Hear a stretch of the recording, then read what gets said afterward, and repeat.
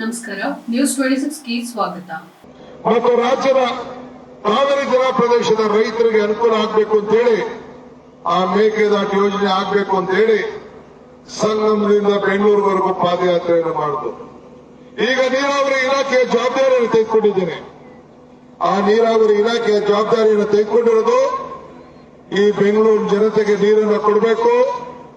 ಅಲ್ಲಿ ಇರುವಂತಹ ಜನಸಂಖ್ಯೆಗೆ ಇವತ್ತು ಎಷ್ಟು ತೊಂದರೆ ಆಗ್ತಾ ಇದೆ. ಬೆಂಗಳೂರು ನಗರದಲ್ಲಿ 6,900 ಬೋರ್ವೆಲ್ ಪತ್ತಿ ಹೋಗಿದೆ. 230 ತಾಲೂಕು ಬರಗಾಲದಲ್ಲಿ ಆಗಿದೆ. ಇಂತಹ ಸಂದರ್ಭದಲ್ಲಿ ಆ ಮೇಕೆದಾಟಿಂದ ಆಗ್ತಾ ಇತ್ತು. ಈಗ ದೇವೇಗೌಡರು ಹೇಳ್ತಾರೆ, ಕನಕಪುರಕ್ಕೆ ಬಂದು ರಾಮನಗರ ಬಂದು ನನಗೆ ಶಕ್ತಿ ಕೊಡಿ, ನಾನು ಕೈ ಹಿಡಿದು ಮೋದಿ ಅವ್ರ ಕೈಲಿ ಸೈನ್ ಹಾಕ್ಸ್ತೀನಿ ಅಂತ. ದೇವೇಗೌಡ್ರೆ, ನಾನು ನಿಮ್ಮ ಮಗನನ್ನ ಮುಖ್ಯಮಂತ್ರಿ ಮಾಡಿದೆ, ಕಾಂಗ್ರೆಸ್ ಪಕ್ಷ ನಿಮ್ಮನ್ನ ಪ್ರಧಾನಮಂತ್ರಿ ಮಾಡಿದ್ರು, 2 ಬಾರಿ ಮಗ ಮುಖ್ಯಮಂತ್ರಿ ಆದ, ತಾವು ಮುಖ್ಯಮಂತ್ರಿ ಆದ್ರಿ, ಕಾಂಗ್ರೆಸ್ ಪಕ್ಷ ನಿಮ್ಗೆ ಪ್ರಧಾನಮಂತ್ರಿ ಮಾಡಿದ್ರು. ಒಂದು ಸಾಕ್ಷಿ ಗುಡ್ಡೆ, ಕನಕಪುರದ ಮಹಾಜನತೆಗೆ ಒಂದು ಬಿಲ್ಡಿಂಗು, ಒಂದು ಆಸ್ಪತ್ರೆ, ಒಂದು ಶಾಲೆ, ಒಂದು ಸಣ್ಣ ಕೆರೆಗೆ ತುಂಬಿರುವಂತ ಕೆರೆಗೆ ನೀರು ಇಷ್ಟು ತೋರಿಸಿ ಇವತ್ತೇ ನಿಮ್ಗೆ ಇಲ್ಲಿಂದಾನೆ ನಾನು ಶರಣಾಗಲಿಕ್ಕೆ ನಾನು ಸಿದ್ಧರಾಗಿದ್ದೇನೆ. ನಿಮ್ಮ ರಸ್ತೆಗಳನ್ನು ನೋಡಿ ಇವತ್ತು ಈ ಬಿಲ್ಡಿಂಗ್ಗಳು ಏನಿವತ್ತಿದೆ, ಈ ಬಿಲ್ಡಿಂಗ್ಗಳ ಸಾಕ್ಷಿ. ನಾನು ಮೆಡಿಕಲ್ ಕಾಲೇಜ್ ಮಾಡಬೇಕು ಅಂತ ಹೇಳಿ ಹೊರಟೆ, ಸ್ಯಾಂಕ್ಷನ್ ಮಾಡಿಸ್ದೆ, ಟೆಂಡರ್ ಕರೆದೆ. ಇದೇ ಬಿಜೆಪಿಯ ನಾಯಕರುಗಳು, ಯಡಿಯೂರಪ್ಪನವರು, ಸುಧಾಕರ್ ಇಬ್ಬರು ಸೇರಿ ಆ ಕೆರೆ ಅವತ್ತು ಹಾಸ್ಪಿಟಲ್ ನಿಲ್ಲಿಸಿದ್ರು.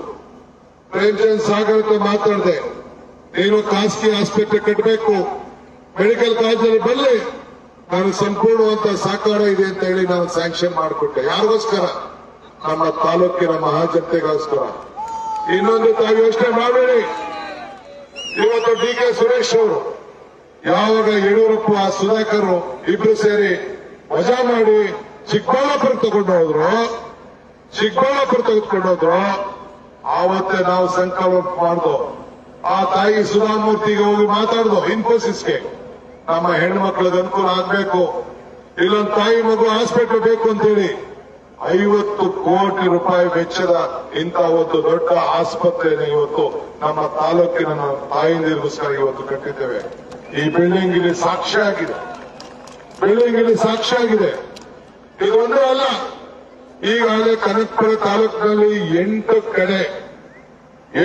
ಕಡೆ ಒಳ್ಳೊಳ್ಳೆ ಶಾಲೆಗಳನ್ನ ತಯಾರು ಮಾಡಲಿಕ್ಕೆ, ಒಳ್ಳೆ ಇಂಗ್ಲಿಷ್ ಮೀಡಿಯಂ ಅನ್ನ ಕಲಿಸುವಂತ ಸರ್ಕಾರಿ ಶಾಲೆಗಳನ್ನ ಮಾಡಲಿಕ್ಕೆ 10 ಕೋಟಿ ರೂಪಾಯಿ ವೆಚ್ಚದ ಒಂದೊಂದು ಶಾಲೆಗಳನ್ನ ಹಳ್ಳಿಗಳಲ್ಲಿ ಬೆಂಗಳೂರಿಗೆ ಕನಕಪುರಕ್ಕೆ ಒತ್ತಡವನ್ನು ಕಡಿಮೆ ಮಾಡಬೇಕು, ಹಳ್ಳಿನ ವಿದ್ಯಾಭ್ಯಾಸವನ್ನು ಮಾಡಬೇಕು ಅಂತೇಳಿ ಈಗಾಗಲೇ ತೀರ್ಮಾನವನ್ನು ಮಾಡಿ ಇವತ್ತು ಹೊರಟಿದ್ದೇವೆ. ಇಂಥ 10 ಹಲವಾರು ಕಾರ್ಯಕ್ರಮಗಳನ್ನ ಇವತ್ತು ರೂಪಿಸಿದ್ದೇವೆ. ಇವತ್ತು ಎಲೆಕ್ಷನ್ ಮುಂಚಿತವಾಗಿ ಬಂದಿದ್ದೆ, ನಾನು ಅರ್ಜಿ ಹಾಕುವಾಗ 5 ನಿಮಿಷ ಬಂದಿದ್ದೆ, ಅರ್ಜಿ ಹೋಗೋಕ್ಕಿಂತ ಮುಂಚಿತವಾಗಿ ಅರ್ಧ ಗಂಟೆ ಬಂದಿದ್ದೆ. ಎಲೆಕ್ಷನ್ ಪ್ರಾರಂಭ ಆಗೊಂದು ಮಾತು ಹೇಳಿದೆ, ಜನರಿಗೆ 5 ಗ್ಯಾರಂಟಿ ಕೊಟ್ಟಿದ್ದೇನೆ, ಜನರಿಗೆ ನನಗೆ ಶಕ್ತಿ ಕೊಡಿ, 5 ಗ್ಯಾರಂಟಿ ಕೊಟ್ಟಿದ್ದೇನೆ. 5 ಗ್ಯಾರಂಟಿ ಏನು? ಎಲ್ಲರೂ ಮನೆ ಕೂಡ ಬೆಳಗಬೇಕು, 200 ಯೂನಿಟ್ ಉಚಿತವಾಗಿ ಕರೆಂಟು, 2,000 ರೂಪಾಯಿ ಹೆಣ್ಣುಮಕ್ಕಳಿಗೆ ಗೃಹಲಕ್ಷ್ಮಿ, 200 ಯೂನಿಟ್ ಖಚಿತ, 2,000 ರೂಪಾಯಿ ನಿಶ್ಚಿತ ಅಂತ ಹೇಳಿದ್ರು ನಾವು. 200 ಯೂನಿಟ್ ಉಚಿತ, 2,000 ರೂಪಾಯಿ ಖಚಿತ ಅಂತ ಹೇಳಿ ಗೃಹಲಕ್ಷ್ಮಿಗೆ ಕಾರ್ಯಕ್ರಮವನ್ನು ಕೊಟ್ಟು ತಾಯಂದಿರ 200 ಯೂನಿಟ್ ಬರ್ತಾ ಇದೆ ತಾನೆ, ಎಲ್ಲರಿಗೂ ಫ್ರೀ ಬಿಲ್ ಬರ್ತಾ ಇದೆ ತಾನೆ, ಎಲ್ಲರಿಗೂ ಫ್ರೀ ಬಿಲ್ ಬರ್ತಾ ಇದೆ ತಾನೆ.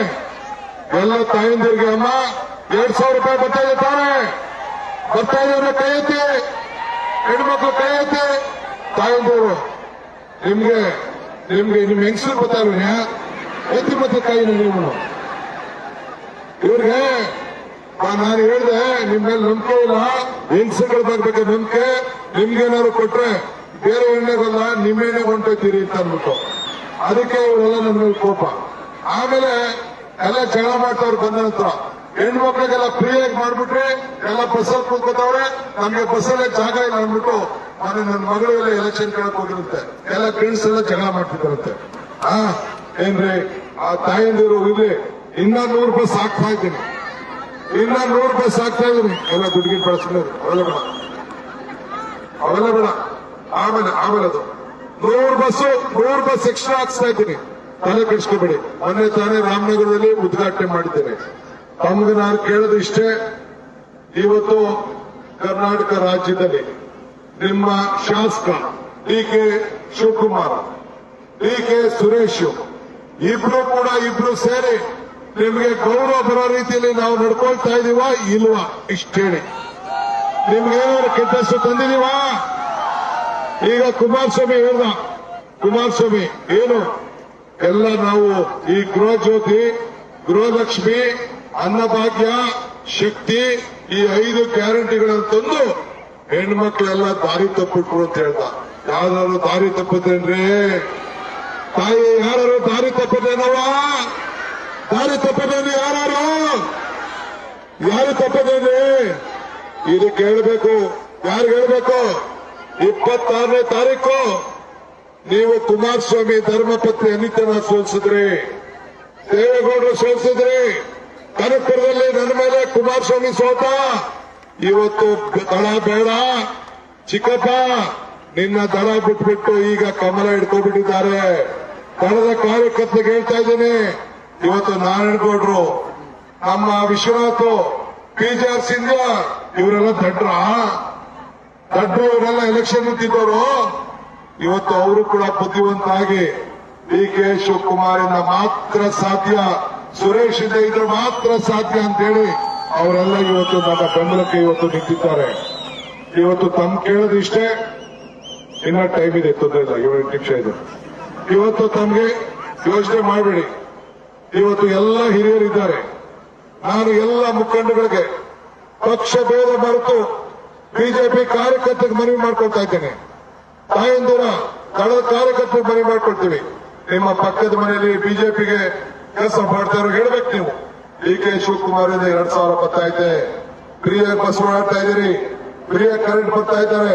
ಮನೆ ಯಾವ್ದೋ ಟಿವಿ ನೋಡಿದೆ, ಟಿವಿಲಿ ಹೆಣ್ಮಕ್ಳು ಇಂಟರ್ವ್ಯೂ ಮಾಡ್ತಾ ಇದ್ರು.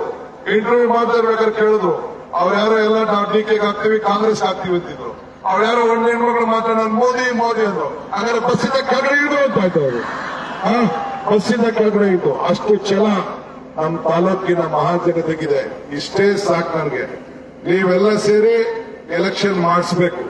ನೀವೇ ಕ್ಯಾಂಡಿಡೇಟ್, ಎಲ್ಲರಿಗೂ ಕೇಳಬೇಕು. ನಿಮ್ಮ ಸ್ಥಳದಲ್ಲಿ ಏನೇ ಭಿನ್ನಾಭಿಪ್ರಾಯ ಇರಲಿ, ಏನೇ ಸಮಸ್ಯೆ ಇರಲಿ, ಎಲ್ಲ ಮರೆತು ತಾವು ನನಗೆ ಡಿ.ಕೆ. ಶಿವಕುಮಾರ್ಗೆ ಏನು ಓಟ್ ಕೊಟ್ರಿ ಅದಕ್ಕಿನ್ನ ಹೆಚ್ಚಿಗೆ ತಾವು ಓಟನ್ನ ಕೊಡಿಸ್ಬೇಕು. ಈಗ ದೇವೇಗೌಡರಿಗೆ ಅವರು ಕುಮಾರಸ್ವಾಮಿನ ದಳದಿಂದ ನಿಲ್ಸಕ್ ಆಯ್ತಿರ್ಲಿಲ್ಲ, ಇಲ್ಲಿ ನಿಂತ್ಕೋಬೇಕು ಅಂದಿದ್ರೆ ಈಗ ಎದುರ್ಕೊಂಡು ಎಲ್ಲಿಗೆ ಹೋಗವ್ರೆ? ಮಂಡ್ಯ ಹೋಗವ್ರೆ.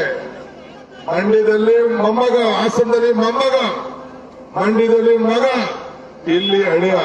ಇನ್ಯಾರು ಕಾರ್ಯಕರ್ತರು ಇಲ್ಲಂದ್ರೆ ಅದಕ್ಕೆ ನಾರಾಯಣಗೌಡರು, ವಿಶ್ವನಾಥ್, ಸಿಂಧ್ಯಾ ಸಾಕಪ್ಪ ಸಾಕು ನಿನ್ ಪಾದ ಅಂತ ಹೇಳಿ ಕಾಂಗ್ರೆಸ್ಗೆ ಹಸ್ತಕ್ಕೆ ಇವತ್ತೆಲ್ಲ ಸೇರ್ಕೊಂಡಿದ್ದಾರೆ. ಎಲ್ಲರಿಗೂ ಕೂಡ ನಾನು ಮನವಿ ಮಾಡಿಕೊಳ್ತಾ ಇದ್ದೇನೆ, ದಯವಿಟ್ಟು ನಿಮ್ಗೊಂದು ಸುವರ್ಣ ಅವಕಾಶ.